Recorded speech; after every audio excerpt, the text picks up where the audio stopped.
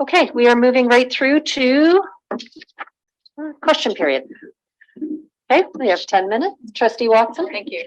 So my question has to do with folio 30, where the comment was made, and it's under reports continued. It says, Director Chanicka reminded trustees of delegation accused staff of child abuse, which is problematic, and that comments implying that the WRDSB is hiding things from parents is a sentiment that continues to be used to target 2S LGBTQIA plus identifying students using the guise of age appropriateness.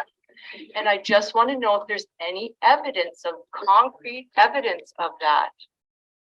Because when parents come forward with age appropriate concern, we listen because we care what their opinions are.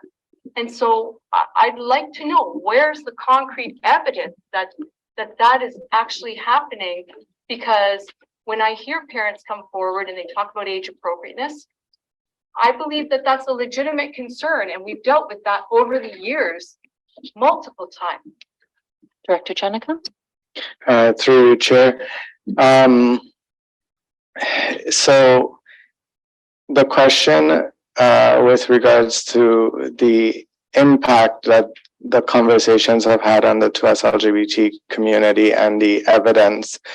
So if we were to first of all reflect back to what Associate Director Shantz said, and he did provide evidence that in his statement that what we are seeing is an increased focus on books in the library specific to 2S LGBT identities. There are other books we have in our libraries that people might have concerns about, but no one has raised any of those books. For example, we have the Bible. The Bible is in our libraries, and there are passages in the Bible that some people may consider to be questionable. That has not been questioned. In fact, the only texts that are being highlighted are texts that reflect 2S LGBT identifying students. Conversations around the survey, conversations around books, the specific concerns continue to only be around sexual orientation and gender identity. We as a district continue to follow ministry guidelines to be able to make sure that we understand in large terms, so in aggregate terms, we know who our students are. That's how we're able to identify that between grades 7 and 12, which are older students in the district, 24% of our students, that's almost 1 in 4, identify within a 2S LGBTQI plus identity. We raised the concern because on more than one occasion, I have mentioned that we have community leaders in this community here, not from beyond us, who have come to us and have said that they are seeing the impact that these conversations are having on students in our board. I have shared information in this room talking about the high rates of depression and suicide amongst 2S LGBT identifying students. I would like to think that though we might say we care for all students, recognizing that there is an unequal impact on students who identify within those identities, that we would be careful about how conversations are being framed, that we would care first about children who might want to take their lives because of the way that the conversations are being had. I've had conversations with people who ask about age appropriateness without casting aspersions on staff, without saying that we are guilty of child abuse, without staff being called predators and groomers, all again which target and identify 2S LGBT identifying students and staff. As a district, we have not just a moral and ethical responsibility, but a professional obligation to uphold the code grounds that support students who identify in that way.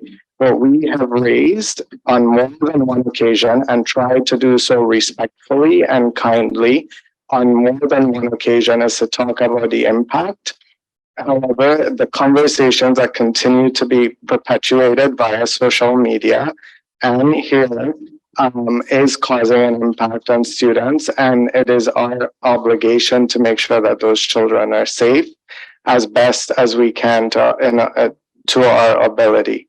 And so that would be why I said that, and why staff continue to work to make sure that all children in the district are safe. So we can have conversations that look at age appropriateness.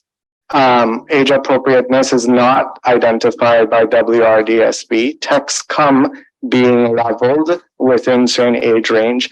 And I think there's misinformation being spread that there's some sort of conspiracy happening in WRDSB.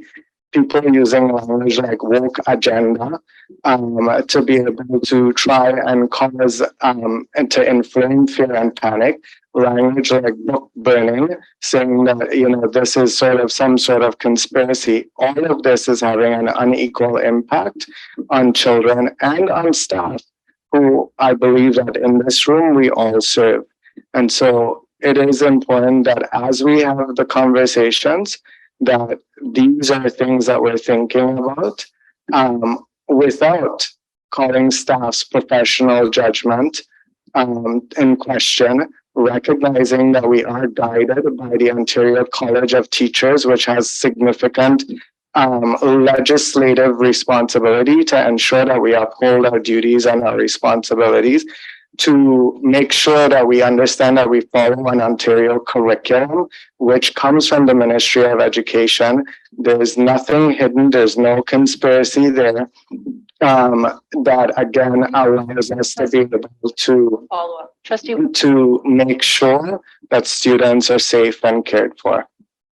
Thank you. Trustee Watson, Thank you. Just just a quick follow-up. and acknowledge it. Just pause, Okay, please. thank Thank you. Trustee So- Watson, you have a follow-up? Yes. Thank you. When I heard the delegation, I heard age appropriateness. You did not mention any particular group, but the groups are mentioned in your response. And so that what I heard was there was a concern about age appropriateness of a particular book. And we as a board and as staff agreed that the book was for an adolescent, which would be a 13 and 14-year-old. And so we validated that concern. And I'm just concerned that if we're jumping quickly to a judgment, that's not going to help the matter either. And so I want to make sure that parents still feel that they are welcomed at the board table to bring their concerns, regardless if they are concerned about age appropriateness. They've brought them before numerous times. And so I really am concerned about the judgment. Director Chanicka? Through the chair, respectfully, I'd submit that if one was to review the delegation, that it was quite specific in things that were raised.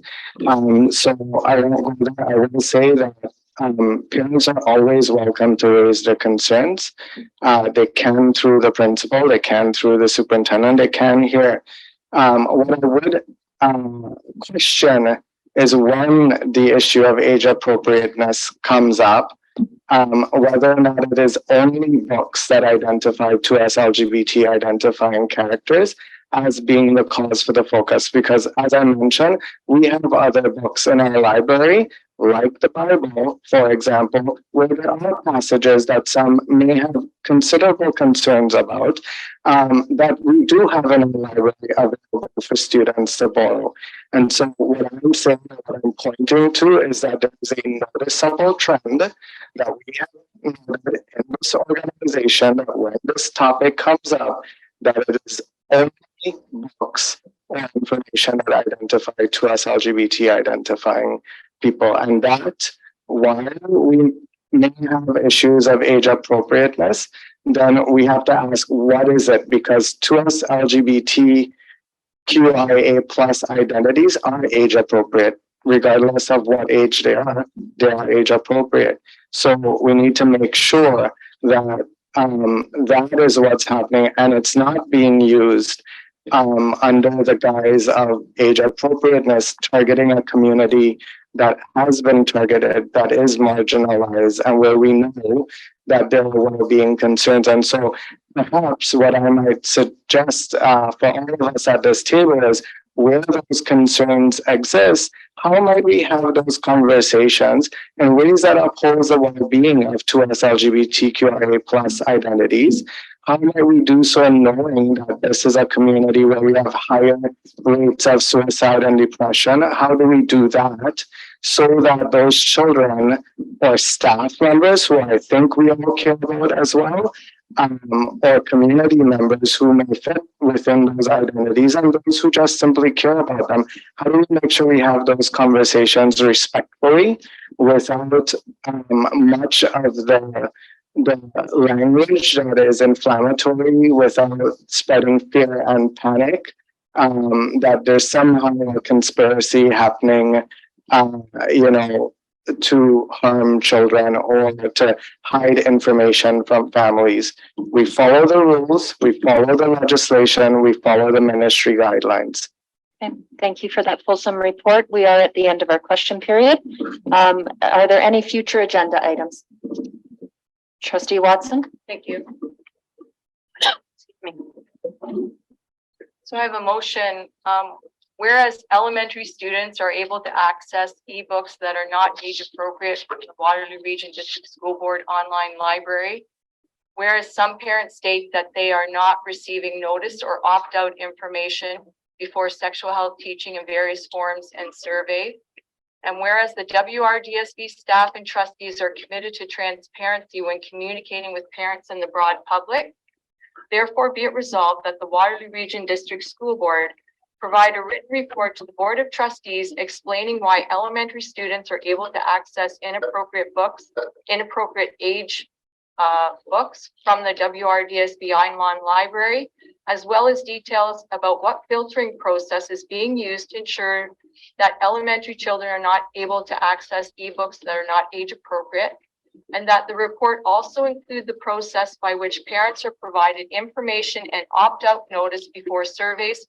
and sexual health teaching in its various forms that would ensure parents are informed and included in their child's sexual health education, and that the written report be presented at a committee of the whole in March 2023. Do you have a seconder for that motion? Trustee Ramsey?